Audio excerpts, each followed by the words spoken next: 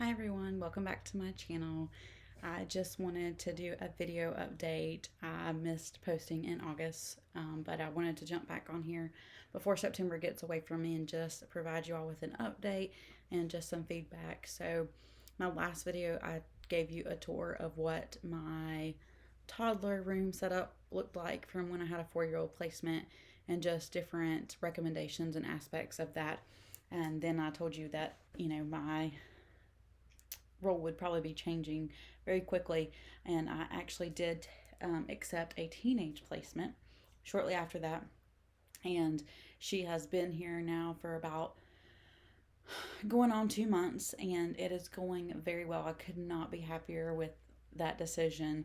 And I just encourage you, if you're already fostering but have only signed up for a young age range, or maybe if you're new to the process and starting the licensing process, to consider being open to that older age range, because it has been so amazingly rewarding. And I can't tell you how thankful I am that I did not ignore that calling and that leading from the Lord, to say yes to this placement. So I don't regret it for 1 minute, and it has been very exhausting, but so much more rewarding because they're old enough to have a relationship with you and tell you what they're thinking and feeling. And it's just a whole different ballgame, but it is absolutely 100% worth it.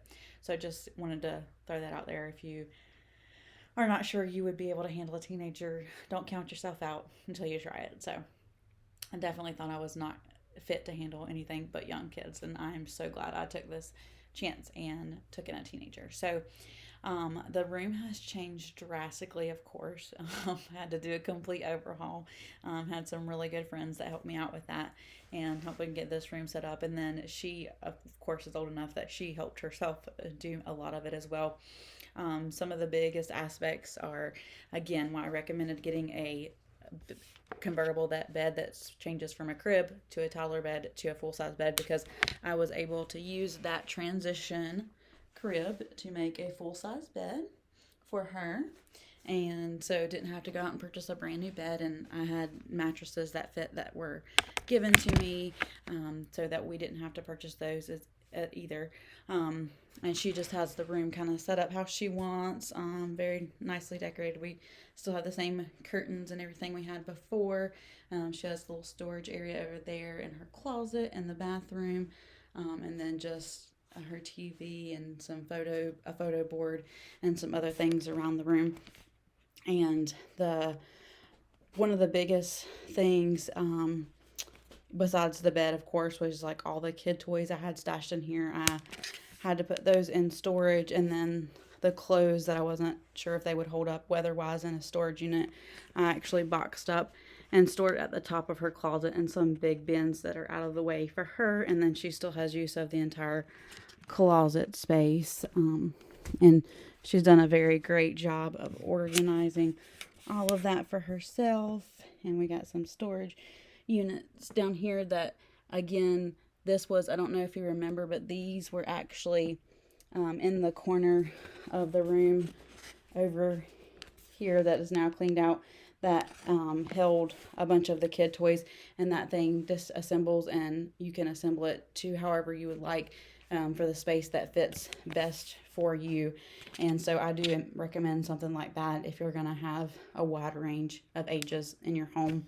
And then the bathroom is pretty much standard, just more of your teenage girl stuff, makeup, and everything else is pretty standard, stayed the same.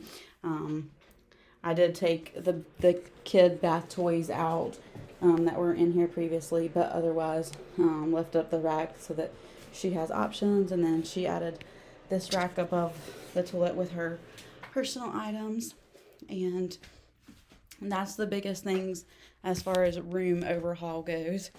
And if you have any questions about any of that, just let me know. I'm trying to remember exactly what all we moved now. It's been a while. But the biggest thing was, getting all the little kid toys packed up, all the clothes packed up that I had saved for different age ranges that were in the closet. And then, like I said, with the toys and everything, that was just a matter of put them in storage. And then she used that container system that I had, the shelving system that could come apart and adjust, and she rearranged that like she wanted for her own space. So that and the bed, having a convertible bed were the two biggest beneficial things that I found during the transition. And of course, a lot of the stuff in here, like the TV stand and little stand that I had blankets and things on, we were able to readjust those for things that she needed. So when you're preparing your room, think of things that can be broken down and adjusted and converted into other things and can be used more than just for one age range. So everybody asked, like, what's the first few hours like of a placement, or the first week or whatever.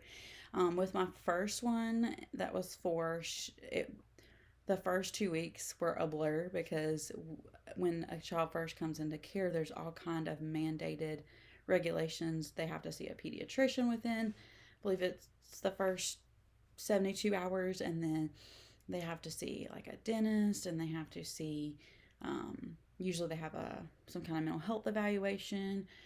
If there's any accusations of sexual abuse, then they have to also get that forensic interview done. So with my first placement, and she literally just came into care the night that I got her, we had so much to do within those first 2 weeks, and it was in a different county, and so we were driving 30, 50 miles for these appointments. Was absolutely exhausting, and it was so difficult. With this placement, it was actually like a transition of care from another foster home. So she wasn't coming into care new, so we didn't have all of those constraints on us. We had some basics like your licensing agency and DSS obviously have to come out and see her in the new placement within a certain amount of time. And they do visits once a month anyway when you have a placement. And then it just so happened the month after she came was the time that she was due for her 6-month wellness check, because every 6 months for this age range they have to be seen by a pediatrician. The younger they are, the more frequent they are, but then as they get older, those requirements change and are a little bit further apart. So we did have to do that, and she was already established with all of her like mental health counseling and outpatient providers. She has some medical conditions going on that she has to see some specialists for, but all of that was already established. So it was a much smoother transition, much easier. And of course, not to mention having a teenager is much different than a 4-year-old in the fact that they can care for themselves for the most part. She can bathe, dress, she knows how to use the restroom. All of those things have made this transition much easier than the 4-year-old I had that was not potty trained and couldn't go to sleep at night and didn't know how to express her emotions, and just the self-functioning part of having an older child makes the transition, I feel like, much easier. And it's like I said, it's been very rewarding to be able to build a bond with her and be there to support her in everything she's had to face. And one of the biggest things we have going on right now is we have court coming up soon. It'll be the first time she's had to go to court and to testify.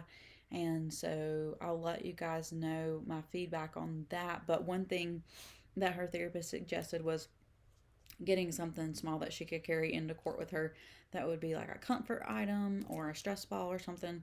And so I got her this little court buddy. I don't know if you have kids, if they're obsessed with these like she is, but it's a poppet where they can like do these little, I don't know if you can see it, but they're like little things, and you can push them through and push them back out and they pop. Anyway, it's a little frog. He's on a keychain. And so I felt like this was something that she could like slide over her finger and hold in her hand and just release some tension there, stress-wise, squeeze it. Obviously, probably in the courtroom, she's not going to be able to pop it and make a lot of noise. But I also, just when I gave it to her, I just said, I got this for you as a comfort for court. It can be your little court buddy. And just imagine that when you're out there and you're stressed out, I wish I could be right beside of you holding your hand, but you just squeeze it and just think that I'm right there with you holding your hand the whole way, just as a comfort for her. So we'll see. I'll give you feedback on if she tells me if it was helpful or not. But anyway, that was just one suggestion I received from her therapist and moving forward with court. Um, and then another big thing with having an older child is school. So I always thought, because of my job that and working a lot of weekends, that I may not want a school age child, because I didn't think it was fair to them to have to work every weekend when they're out of school, and then during the week when I'm off, they're in school. But it's actually worked out very well because, it gives her time on the weekends to, you know, not have to be stuck at home. She always gets to go somewhere because I'm not home. Um, and then, during the week, she just really finds comfort in the routine of, because I'm off, I can actually drive her to school and pick her up from school, and she loves that. She does not like riding the bus, so that's really worked out. And if I had to go to a regular job, I wouldn't be able to get off in time to pick her up from school, so it would be something coordinating every day getting her from school. So it's worked out really well. Another thing for her that's really important, that just throwing out there, not saying it'll be the same for every child, but she is not a fan of school lunch. She's actually packed her lunch every day since she started school. And we're like a month into school now. And she hasn't explicitly said this, but just from the conversations we've had, I kind of get the vibe that having a lunchbox and having a packed lunch really sends a statement for her of, I'm cared about. I have enough food that I don't have to eat school lunch. I can bring it from home, and that someone loves me enough to make sure I have a lunch packed for me every day. And I write her a little note and stick it in there every day. And she just loves that. She saved every one of them. And for her, that has just been a huge thing, huge comfort, and a huge security, is just being able to take her lunch to school every day. And I know that's something small that we probably wouldn't even think about with our own children, but to her, it's such a huge statement of, I have somebody that cares about me, and I have a home, and I don't only have a home, but I have a home that has more than enough for me that I can bring it to school. And she loves bringing extra snacks and stuff to her friends, and I let her do that because I think she likes showing off that she has more than enough for once in her life, that she's not, struggling for the basics. So I just think that has really spoken to me in the time that I've been with her, that means so much to her. Now with teenagers, I know, every teenager is different, but we started off from the very beginning with some ground rules, and I actually typed up like a 3-page document of ground rules that we would need to agree upon between the two of us for this placement to work. And I broke them down into categories of safety, health, and character. And under safety, address the basics, like, I expect you to wear a seatbelt in my car or anyone else's car. Even in the safety part, things like, you're not to go outside at night by yourself. You're not to leave the house at all without me knowing where you're going or where you're at. And like with health, things like, we're going to limit the number of junk food snacks you have in a day. I even laid out stuff like, no use of nicotine products or alcohol or unprescribed drugs. Some of that stuff we may think is pretty obvious, but at the end of the day, unless you've explicitly had a conversation with them about it, you can't expect to hold them to something if you haven't clearly laid that out for them. So we went through it all, even the stuff that you would think is pretty obvious, that this is what would be accepted and not accepted.